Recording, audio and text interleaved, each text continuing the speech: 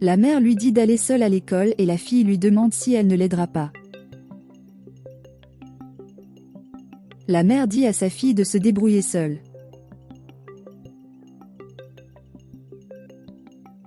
Et il traite sa fille d'inutile.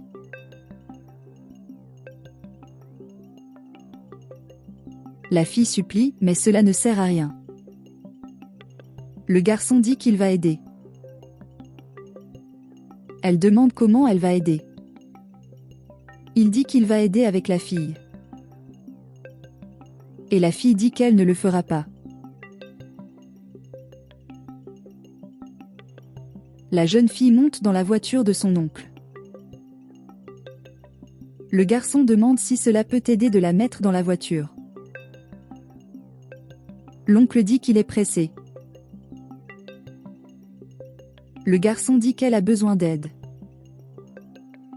Oncle dit qu'il doit y aller. Le garçon dit qu'il peut y aller. Et l'oncle précipite la fille. La fille demande comment ils vont à l'école. Et il dit qu'il va le découvrir. Le garçon s'excuse d'être en retard et demande s'il peut entrer. Le professeur dit qu'il est en retard et il traîne encore ça. Le garçon dit qu'elle a besoin d'aide. Et le professeur se moque de la fille.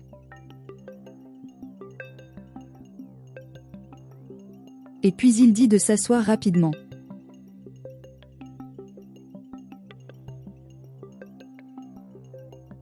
Le professeur demande si elle fait quelque chose de bien.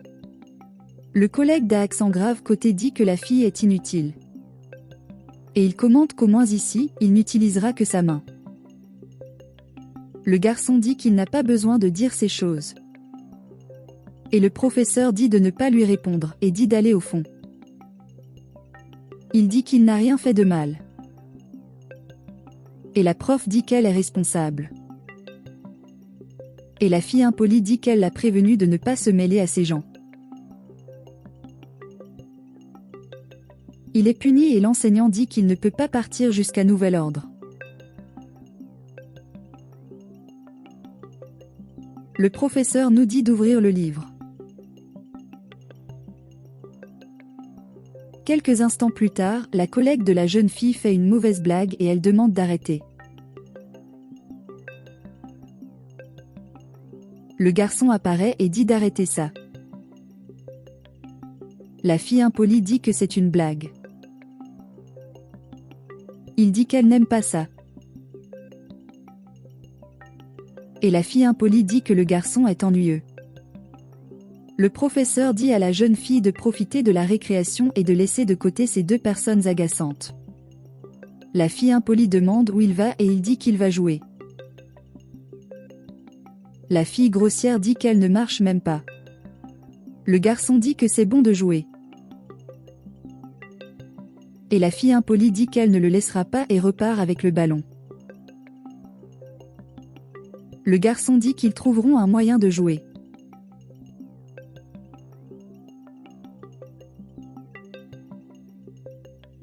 La jeune fille impolie se demande comment elle joue encore avec l'utilisateur de fauteuil roulant. Le professeur dit à la fille impolie de jouer et d'oublier ces deux-là. Et leur dit de ne rien gâcher. Le garçon dit de continuer.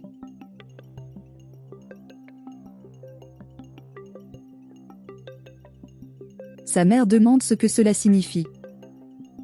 Et il dit qu'il n'a pas tout le temps du monde et laisse tomber sa fille. Le garçon demande pourquoi il a fait ça. La femme dit au garçon de s'occuper de ses affaires. La fille grossière passe et l'ignore. Le garçon dit que ce n'est pas possible. La mère attrape la fille et dit qu'elle est inutile.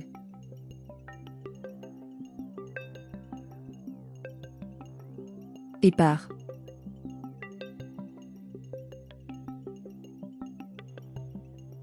Sa mère lui dit d'aller mendier dans la rue, car elle n'a aucune obligation de subvenir aux besoins d'un invalide.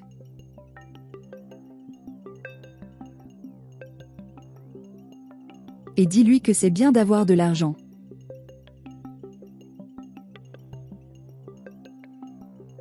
Le garçon demande s'il veut jouer. La jeune fille dit qu'elle a besoin d'argent parce que sa mère l'Y a obligé. Le garçon dit qu'il va aider la fille.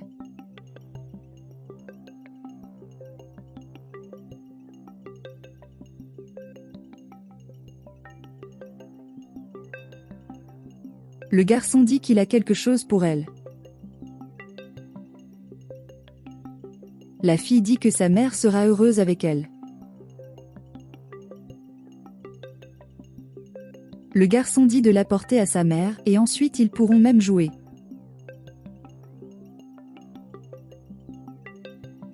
L'homme demande où ils vont. Le garçon dit qu'il va chez elle. Mais l'homme prend leur argent.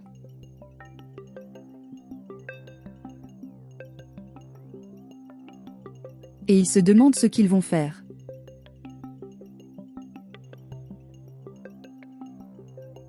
La mère demande la raison du retard. La fille dit qu'elle a eu de l'argent et qu'un homme l'a volé. La mère dit qu'elle ment.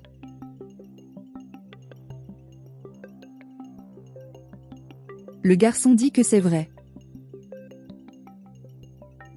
La femme dit qu'il plaisantait.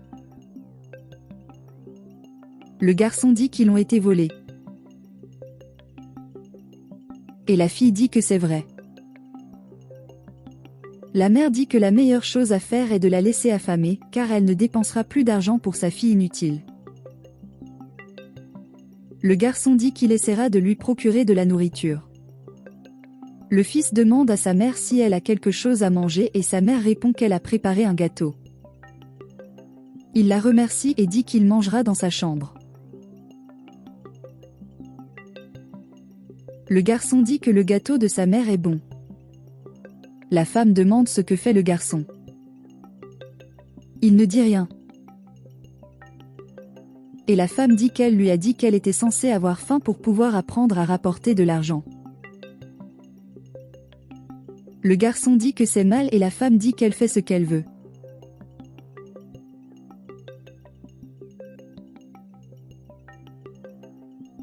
Le garçon va chez sa mère.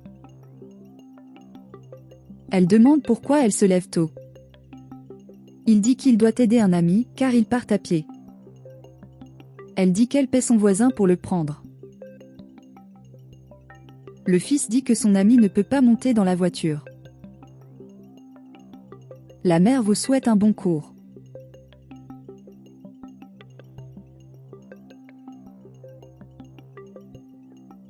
Lorsqu'il se rend chez son ami, il se rend compte qu'elle est décédée. Le garçon et la mère de son ami sont en larmes et pleurent beaucoup à cause de sa mort.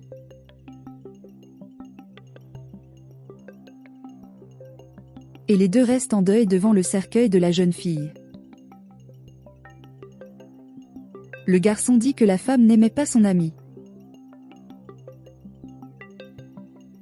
Et elle dit que tout est de sa faute.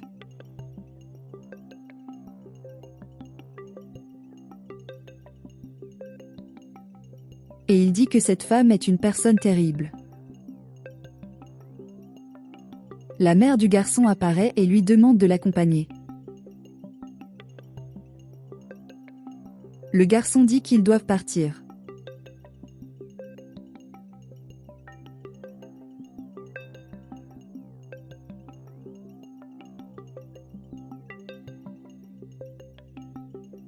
Le professeur dit au garçon d'aller jouer à la récréation.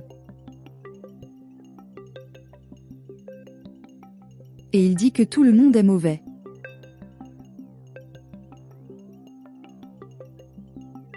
Il dit que c'est un mensonge parce que personne n'aimait son ami.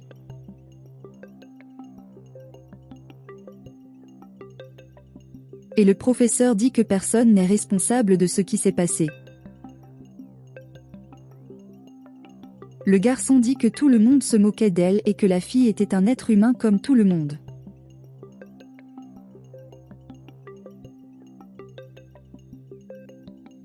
Et le garçon traite le professeur de préjugé. Et il repart triste.